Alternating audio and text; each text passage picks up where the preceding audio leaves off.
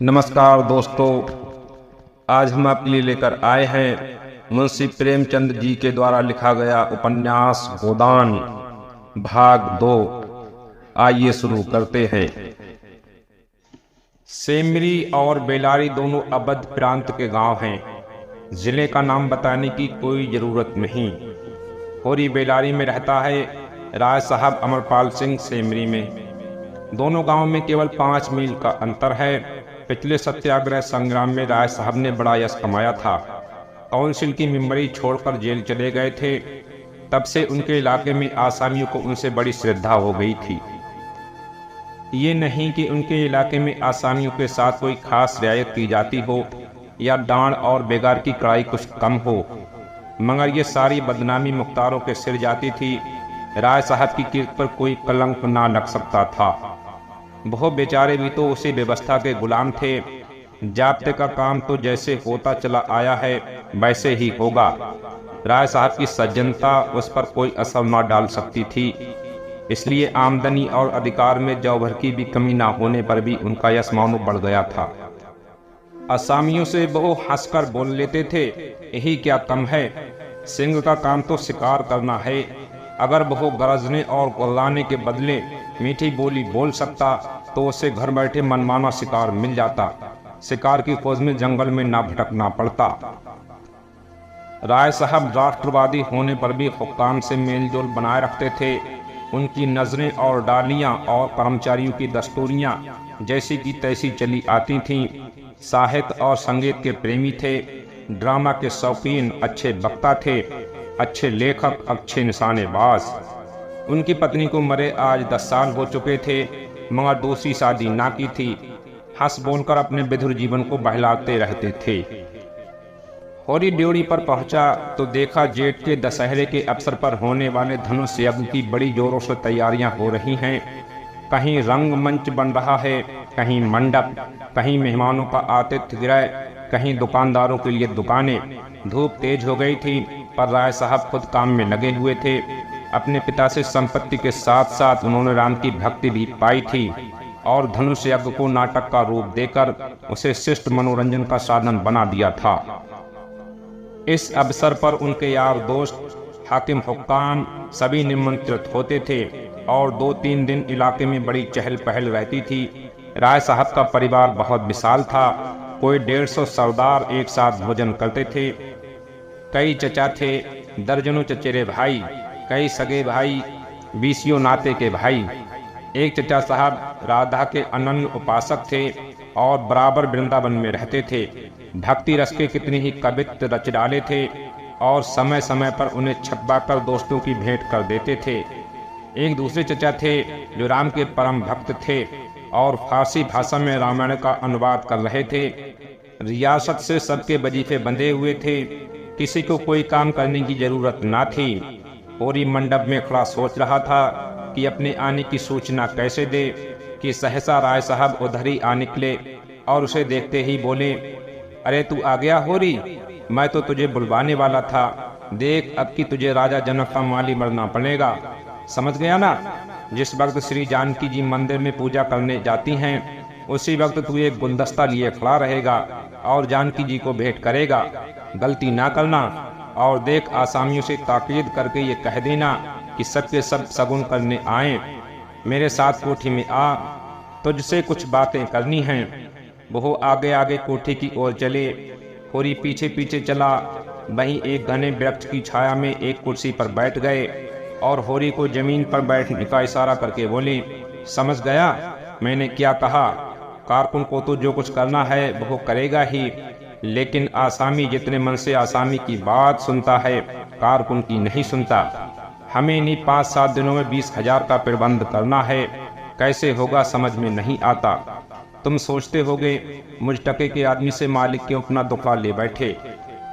किससे अपने मन की कहूँ, ना जाने क्यों तुम्हारे ऊपर विश्वास होता है।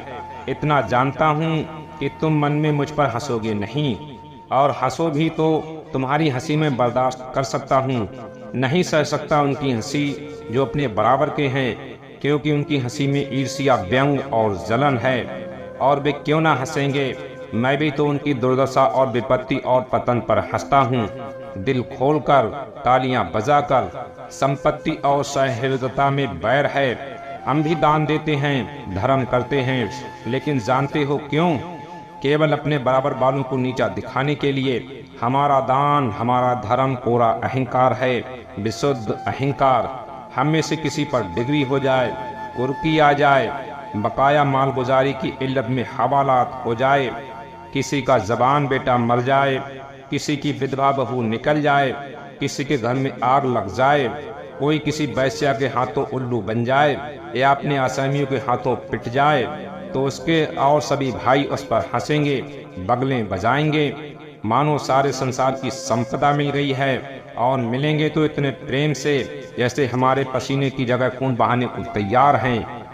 अरे और तो और हमारे चचेरे, फुफेरे, ममेरे, मौसेरे भाई जो इसी रियासत की बदौलत मौज उड़ा रहे हैं, कविता कर रहे हैं और जुए खेल रहे हैं, शराबें पी रहे हैं और अय्यासी कर रहे हैं, वो भी मुझसे जलते हैं। आज मर जाऊं तो घी के चिराग जलाएं। मेरे दुख को दुख समझने वाला कोई नहीं। उनकी नज़रों में मुझे दुखी होने का कोई अधिकार ही नहीं है। मैं अगर रोता हूँ तो दुख की हंसी उड़ाता हूँ। मैं अगर बीमार होता हूँ तो मुझे सुख होता है। मैं अगर अपना ब्याह करके घर में कलह नहीं बढ़ाता तो ये मेरी नीच स्वार्थ करता है। अगर ब्याह कर लूँ तो वो बिलासांधता होगी। अगर शराब नहीं पीता तो मेरी कंजूसी है। शराब पीने लगूं तो वो प्रजा का रक्त होगा। अगर अय्यासी नहीं करता तो अरसिक हूँ। अय्यासी करने लगूं तो फिर कहना ही क्या। इन लोगों ने मुझे भोग विलास में फंसाने के लिए कम चालें नहीं चली और अब तक चलते जाते हैं। उनकी यही इच्छा है कि मैं अंधा हो जाऊं और ये लोग मुझे लूट लें। अब मेरा धर्म ये है कि सब कुछ देखकर भी कुछ ना देखूं, सब कुछ जानकर भी गधा बना रहूं। राय साहब ने गाड़ी को आगे बढ़ाने के लिए 2 बीड़े पान खाए और होरी के मुंह की ओर ताकने लगे, जैसे उसके मनोभावों को पढ़ना चाहते हूँ। होरी ने साहस बटोर कर कहा, हम समझते थे कि ऐसी बातें हम ही लोगों में होती हैं, पर जान पड़ता है बड़े आदमियों में भी उनकी कमी नहीं है। राय साहब ने मुंह में पान भरकर कहा, तुम हमें बड़ा आदमी समझते हो, हमारे नाम बड़े हैं पर दर्शन छोटे। गरीबों में अगर ईर्ष्या या बैर है तो स्वार्थ के लिए या पेट के लिए। ऐसी ईर्ष्या और बैर को मैं क्षम समझता हूँ। हमारे मुंह की रोटी कोई छीन ले तो उसके गले में उंगली डालकर निकालना हमारा धर्म हो जाता है। अगर हम छोड़ दें तो देवता हैं। बड़े आदमी की ईर्ष्या और बैर केवल आनंद के लिए है।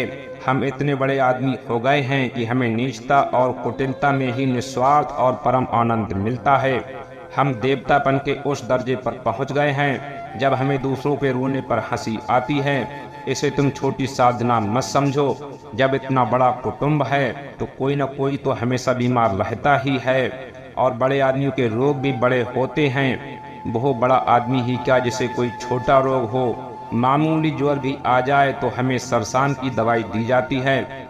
मामूली फुंसी भी निकल आए तो बहुत जहरबाद बन जाती है।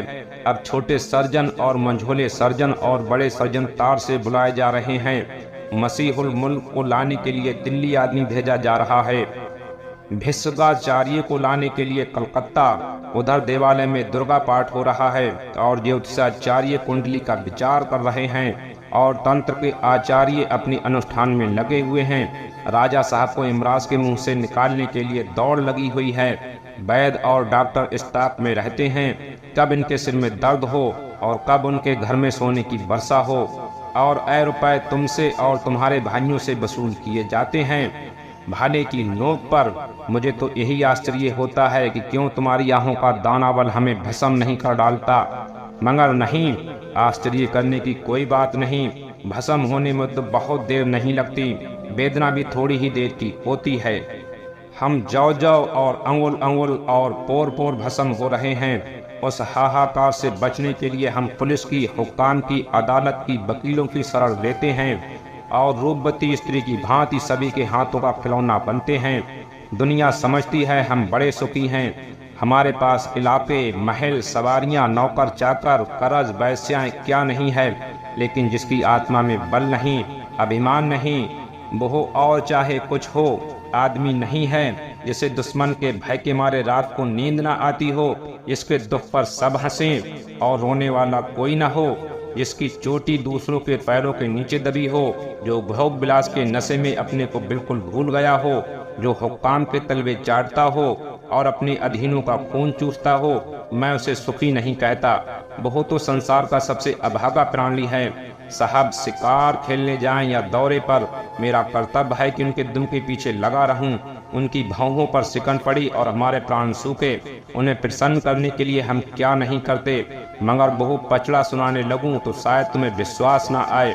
डालियां और रिश्वतों तक तो खैर गनीमत है, हम सजदे करने को भी तैयार रहते हैं। मुफ्त खोरी ने हमें अपंग बना दिया है। हमें अपने पुरुषार्थ पर लेस मात्र भी विश्वास नहीं।